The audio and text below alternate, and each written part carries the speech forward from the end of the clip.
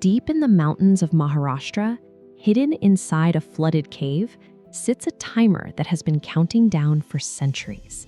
To reach the center of the Kedareshwar Cave Temple, you have to wade through freezing, waist-deep water in near-total darkness.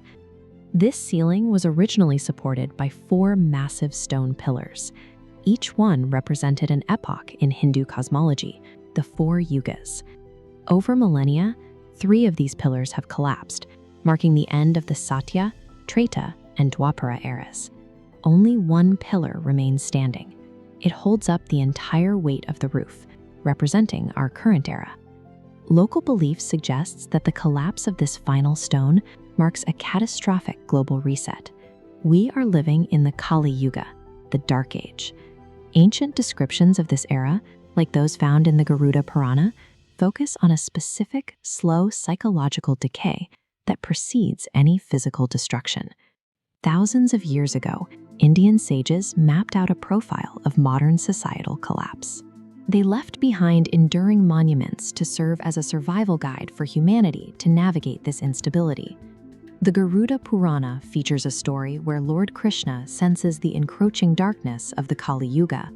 He sends the 5 Pandava brothers into a dense, mysterious forest to observe a series of anomalies that reveal the future of humanity. The first brother encounters a massive elephant. It has 2 trunks and it is violently tearing down trees, destroying the forest it relies on. Krishna later explains that the 2-trunked elephant represents the nature of political leadership in the Dark Age.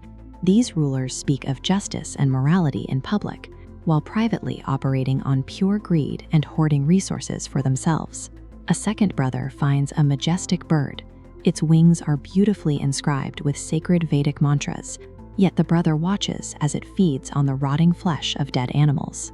This vision warns of an era defined by hypocritical figures, people who weaponize sacred knowledge and performative virtue strictly for personal profit. Deep in a pasture, another brother spots a mother cow with her newborn calf. She loves it so intensely that she begins licking it, but the affection continues until the calf begins to bleed. This is an ancient warning against toxic attachment. In the Kali Yuga, parents will often smother their children under the guise of love, ultimately stripping them of the ability to become self-reliant. The fourth brother discovers a cluster of 7 wells. The 6 shallow wells on the outside are overflowing with fresh water, but the central well, the deepest one of all, is completely dry.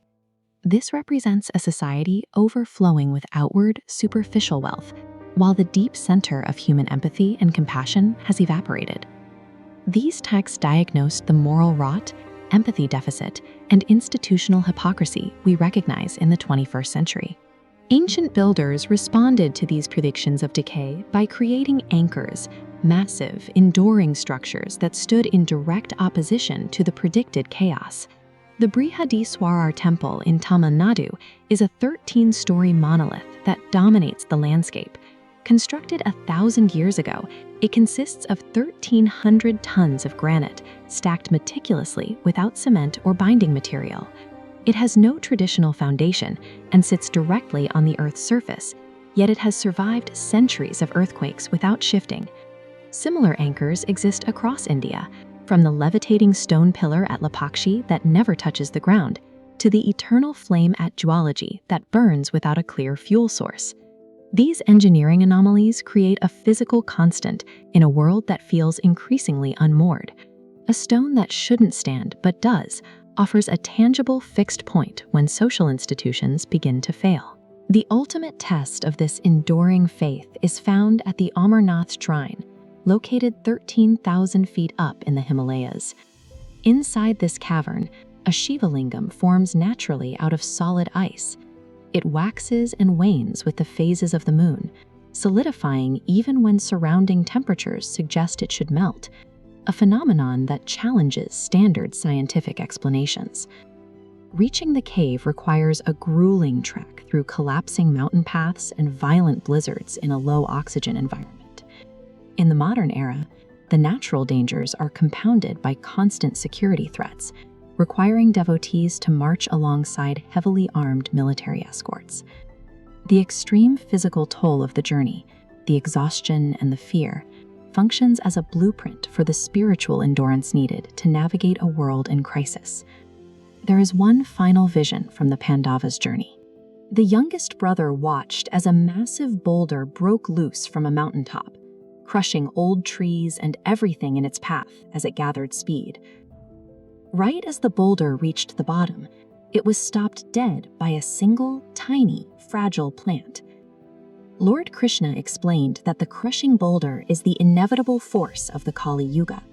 It represents the destruction that clears away corrupt institutions and a failing society.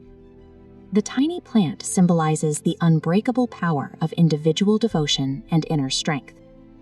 The Hindu prophecies view the end of the age as a necessary purification. These impossible temples and grueling pilgrimages prove that even in a time of absolute darkness, a grounded individual can withstand the collapse.